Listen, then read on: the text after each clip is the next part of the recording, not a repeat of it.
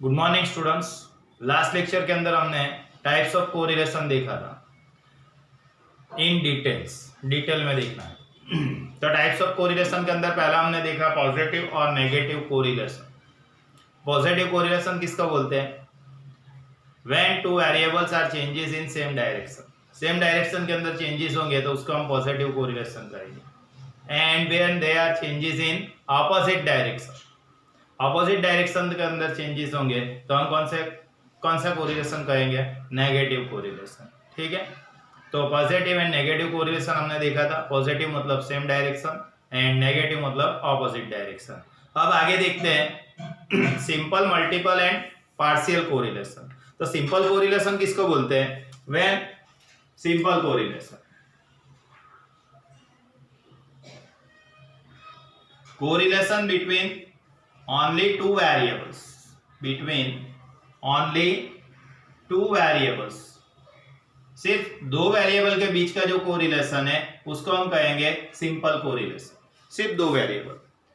For example, correlation between price and demand, correlation between advertisement expense and sales, correlation between price and supply, correlation between radius and area of circle. तो यहाँ पे सिर्फ दो variable involve है या दो variable का study करते हैं हम कोरिलेशन मेजर करने के लिए, तो उसको हम कहेंगे सिंपल कोरिलेशन। अब दो से ज्यादा वेरिएबल अगर हम स्टडी करते हैं तो ऐसे कोरिलेशन को हम कहेंगे मल्टीपल कोरिलेशन या partial correlation. For example, multiple correlation हम देखते हैं तो सिंपल कोरिलेशन मतलब ओनली टू वेरिएबल। अब मल्टीपल कोरिलेशन का मीनिंग क्या होगा? मल्टीपल कोरिलेशन जैसे कि आपको दिया हुआ है यील्ड ऑफ क्रॉप, अनाज उत्पादन। ये जो यील्ड ऑफ क्रॉप है ये डिपेंडेंट वेरिएबल है।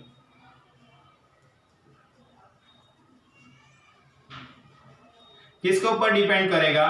तो यील्ड ऑफ क्रॉप डिपेंड करेगा रेनफॉल के ऊपर,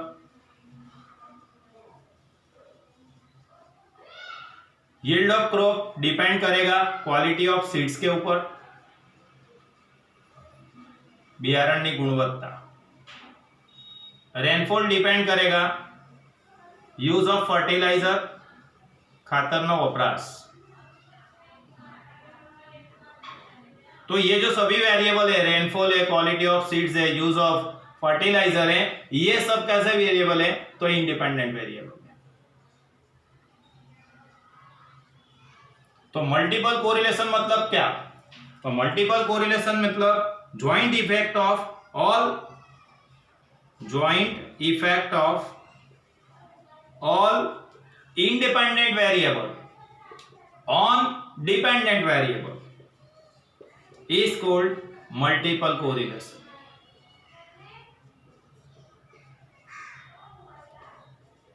सभी इंडिपेंडेंट वेरिएबल का ज्वाइंट इफेक्ट डिपेंडेंट वेरिएबल पे क्या होगा? मतलब rainfall, quality of seeds, use of fertilizer, આ બધા ભેગા થઈને yield of crop એટલે કે અનાજના ઉત્પાદન પર શું ઇફેક્ટ કરશે એ મેજર કરીએ તો એને કયો કોરિલેશન કહેવાશે? Multiple correlation. ये सभी का joint effect, rainfall, quality of seeds, use of fertilizer, irrigation facilities, ये सबका ज्वाइंट इफेक्ट, ये सभी इंडिपेंडेंट वेरिएबल का joint effect yield of crop के ऊपर क्या होगा? अगर वो हम मेजर करते हैं तो उसको कहेंगे हम मल्टीपल कोरिलेशन। मतलब मल्टीपल कोरिलेशन का मीनिंग क्या हुआ? Joint effect of all independent variable on dependent variable is called multiple correlation. तो सिर्फ दो वेरिएबल के बीच का कोरिलेशन उसको सिंपल कोरिलेशन कहेंगे, और joint effect of all independent variable on dependent variable तो उसको कहेंगे हम multiple correlation. Understand? Then last है पार्शियल कोरिलेशन। अब ये पार्शियल कोरिलेशन क्या है? तो correlation between dependent variable and one particular independent variable by keeping या by eliminating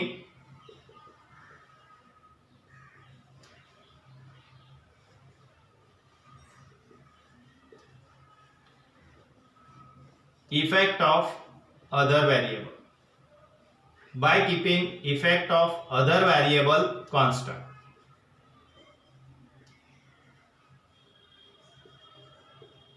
उसको हम कहेंगे पार्शियल कोरिलेशन। जैसे कि हम yield of crop and rainfall, ये दोनों के बीच का कोरिलेशन मेजर करेंगे। Yield of crop and rainfall by keeping, ये बाकी जो वेरिएबल रहे, कौन से वेरिएबल रह गए? Quality of seeds,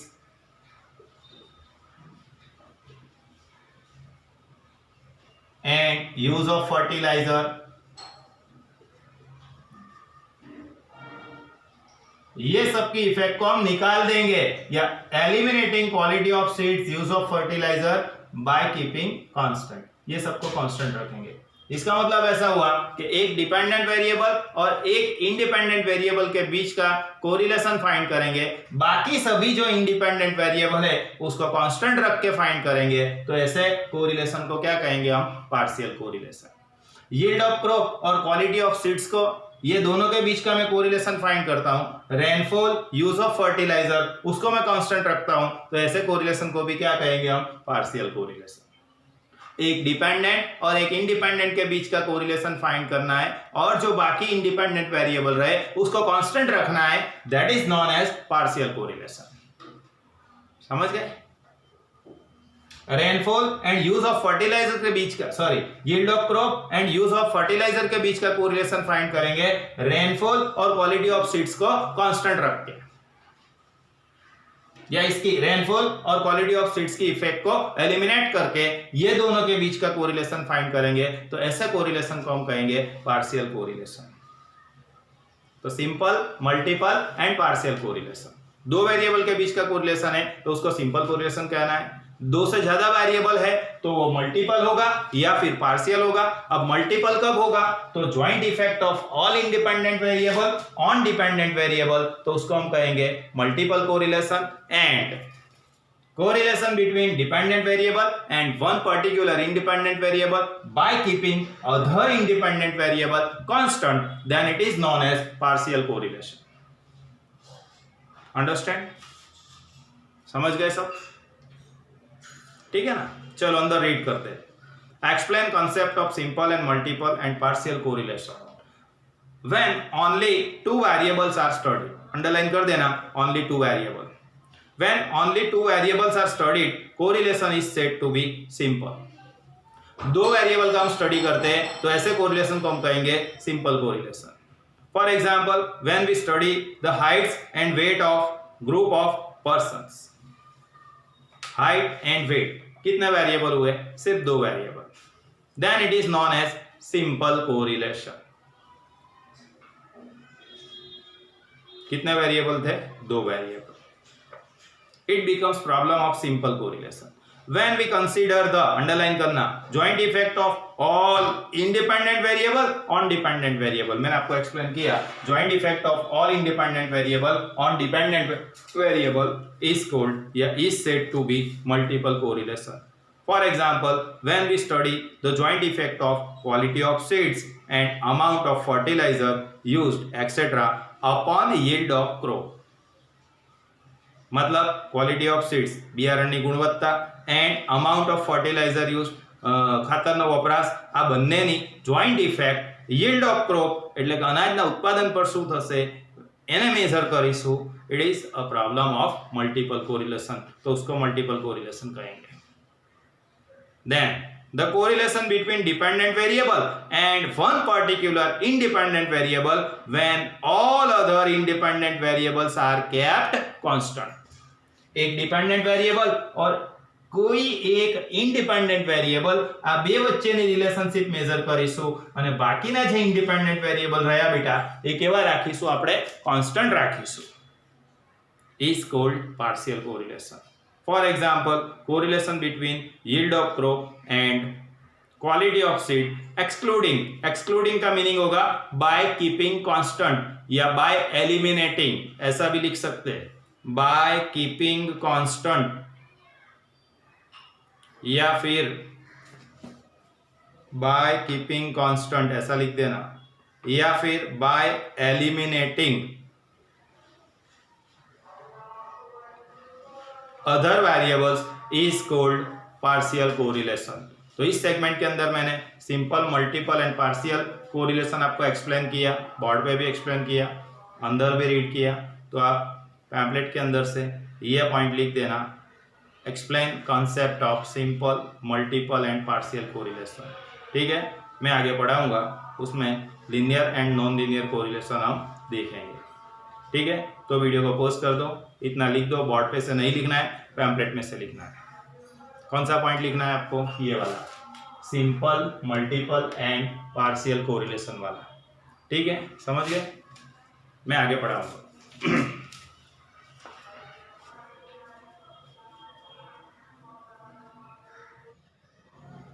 now question 3, types of correlation के अंदर थर्ड पार्ट हम देखते हैं, linear and non linear correlation. Linear and non linear, या उसका दूसरा नाम है curvy linear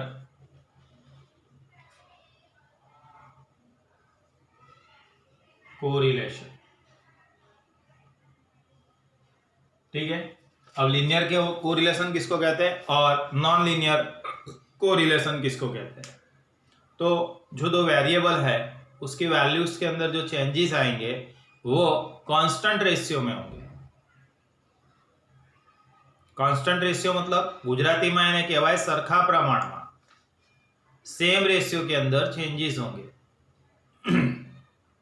for example, x का वैल्यू दिया हुआ है आपको 5, 10, 15, 20, 25, 30।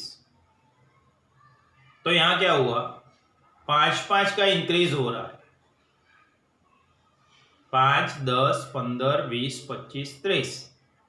तो 5 का इंक्रीज हो रहा है। इसका मतलब ऐसा हुआ कि x के अंदर जो चेंजेस हो रहे हैं वो कांस्टेंट रेशियो में। y का वैल्यू आपको दिया हुआ है 4, 8, 12, 16, 20, 24। y के अंदर चेंजेस हो रहे हैं लेकिन कांस्टेंट रेशियो में चेंजेस हो रहे हैं। 4 से बढ़ के 8, 8 से बढ़ के 12, 12 से 16, 16 से 20, 20 से 24, 4 का इंक्रीज हुआ। तो x और y की वैल्यूज के अंदर जो चेंजेस हो रहे हैं वो अगर कांस्टेंट रेशियो के अंदर है तो हम उसको कहेंगे linear correlation. Sorry, changes are in constant ratio, constant ratios के अंदर चेंजेस होगा। और यहां पे हमको लिखना है नॉट इन कांस्टेंट रेशियो।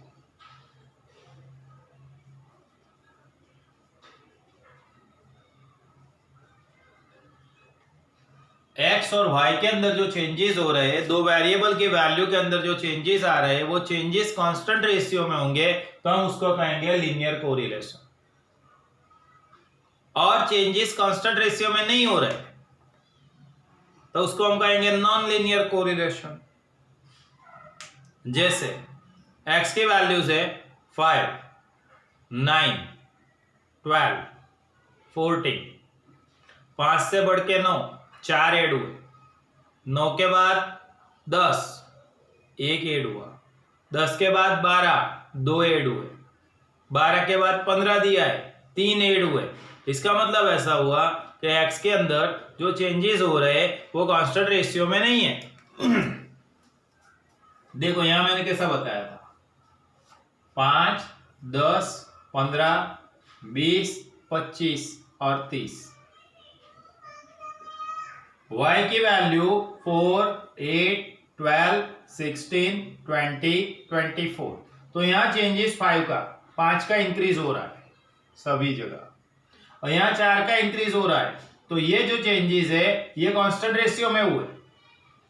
अब x और y के बीच में जो चेंजेस हो रहे हैं वो कांस्टेंट रेशियो में नहीं होंगे तो उसको हम नॉन लीनियर कहेंगे।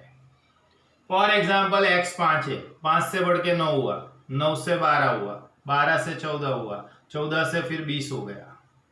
तो यहाँ 4 का इंक्रीज हुआ, इधर 3 का इंक्रीज हुआ, इधर 2 का इंक्रीज हुआ, यहाँ 6 का इंक्रीज हुआ।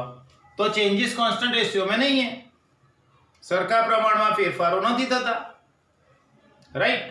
4 है, चलो 4 से बढ़ के 6 हुए, 6 के बाद 10 हो गए, 10 के बाद 15 हो गए, 15 के बाद 18 हुए। तो यहाँ 2 का इंक्रीज हुआ, यहाँ 4 का इंक्रीज हुआ, यहाँ 5 का इंक्रीज हुआ, यहाँ 3 का इंक्रीज हुआ। तो x और y के बीच में जो चेंजेस हो रहे they are not in constant ratio, constant ratio में चेंजेस नहीं हो रहे, तो उसको हम कहेंगे नॉन लीनियर कोरिलेशन। समझ गए? देखो अंदर, explain linear and non linear correlation. Linear and non linear correlation हमको एक्सप्लेन करना है। If the amount of change in one variable tends to underline bear a constant ratio सरखा प्रमाणમાં of amount of change in other variable, मतलब कोई एक variable और दूसरा वेरिएबल, दोनों वेरिएबल के बीच में जो चेंजेस हो रहे वो कांस्टेंट रेशियो में है, then correlation is said to be linear. આવા સહસંબંધને આપણે સુરેખ સહસંબંધ કહીએ છીએ, ઇંગ્લિશમાં લિનિયર કોરિલેશન કહેવાય। x 5 10 15 20 25 30 5 का इंक्रीज हुआ, y 4 8 12 16 20 24 4 का इंक्रीज हुआ। तो x और y के जो चेंजेस आए वो कांस्टेंट रेशियो में आए, इसलिए उसको कहेंगे हम लीनियर।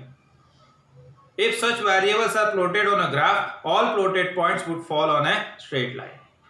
अगर ग्राफ के ऊपर ये सब पॉइंट्स बताएंगे हम, तो ग्राफ के सभी पॉइंट्स एक ही लाइन के अंदर होंगे, स्ट्रेट लाइन पे। देखो लीनियर का मैं ग्राफ ड्रॉ कर रहा हूं यहाँ पे, आपको X axis Y axis draw करके दिया है नीचे, वो देख लेना और वहां पे ऐसा ड्रॉ कर देना। ये फॉर एग्जाम्पल अगर पॉजिटिव हुआ तो नीचे से ऊपर की ओर जाएंगे पॉइंट्स, इस तरह से नीचे से ऊपर एक ही लाइन में पॉइंट्स होंगे, और अगर नेगेटिव हुआ तो ऊपर से नीचे एक ही लाइन में सब पॉइंट्स होंगे। तो इसको हम कहेंगे linear correlation.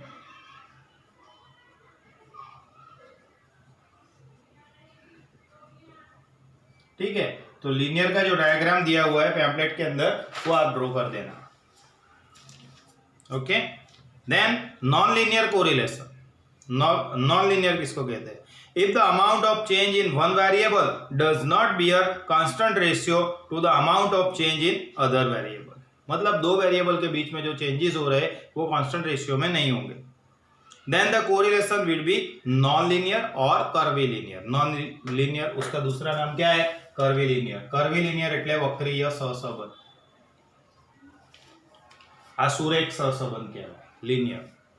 Okay, for example 2 10 13 20 25, तो 2 से बढ़ के 10 हो गए, मतलब 8 का इंक्रीज हुआ, 10 से 13 3 का इंक्रीज हुआ, 13 से 20 7 का इंक्रीज हुआ, 20 25 5 का इंक्रीज हुआ। तो यहाँ इंक्रीज कांस्टेंट रेशियो में नहीं हो रहा है। 5 6 10 13 20 ये y के वैल्यूज है, तो 5 से 6 मतलब 1 का इंक्रीज हुआ, 6 to 10 मतलब 4 का इंक्रीज हुआ, 10 to 13 3 का इंक्रीज हुआ, 13 to 20 मतलब 7 का इंक्रीज हुआ। तो कांस्टेंट रेशियो में चेंजेस नहीं हो रहे, तो उसको हम कहेंगे non linear. If such variables are plotted on a graph, all plotted points would not fall on a straight line, सभी प्लॉटेड पॉइंट्स एक लाइन में नहीं मिलेंगे। The difference between linear and non-linear is best illustrated by the following diagram। नीचे जो diagram दिया है उससे हम उसको एक्सप्लेन कर सकते हैं। नॉन लीनियर के अंदर आपको कैसे ड्रॉ करना है, तो उसका दूसरा नाम हमने लिखा है वक्रीय सहसंबंध। देखा है कर्वीलिनियर, तो कर ड्रॉ करना पड़ेगा इस तरह से, वक्र દોરીશું આવી રીતનો, રાઈટ।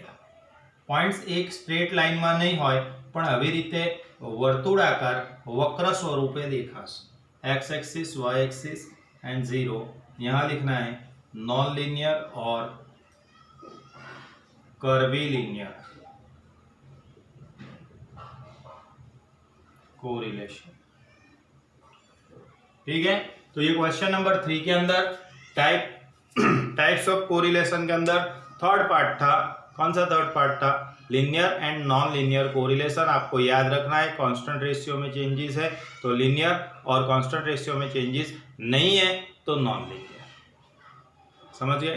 तो ये लीनियर नॉन लीनियर कोरिलेशन यहाँ तक का हम रखते हैं। नेक्स्ट लेक्चर के अंदर मिलेंगे, तब क्वेश्चन नंबर 4 हम स्टार्ट करेंगे, various methods of measuring correlation. Correlation measure करने की अलग अलग मेथड्स हम देखेंगे।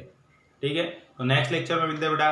Bye everyone. इतना लिख देना, क्वेश्चन नंबर 3 कंप्लीट कर देना, बुक के अंदर लिख देना, पैम्पलेट के अंदर से देख के।